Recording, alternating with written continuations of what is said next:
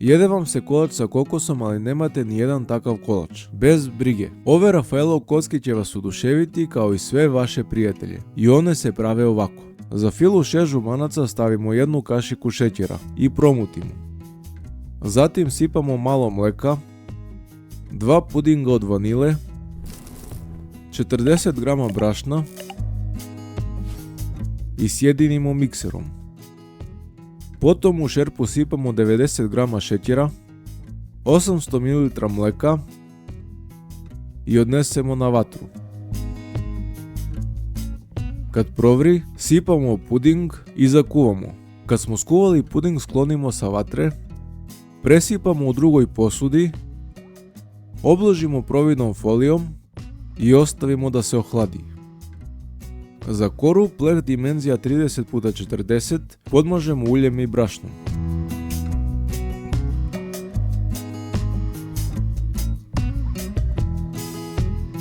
A zatim u posudu sipamo 150 g kokosa, 100 g brašna,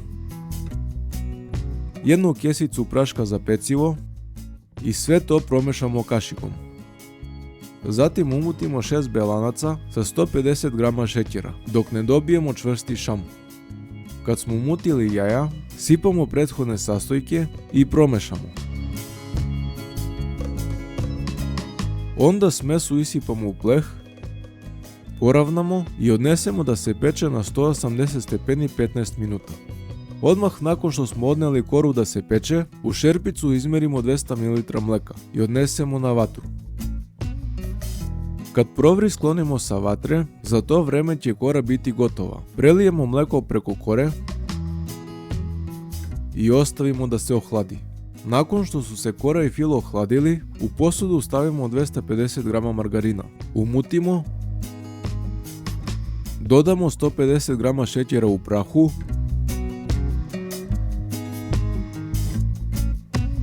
i fil koji smo prethodno napravili.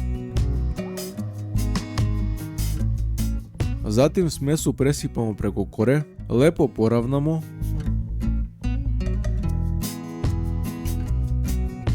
posolimo sa malo kokosa i ostavimo da se ohladi. To je to, naš kolač je gotov. Ako ste uživali, lajkujte i subscribeujte, a mi se vidimo narednog puta.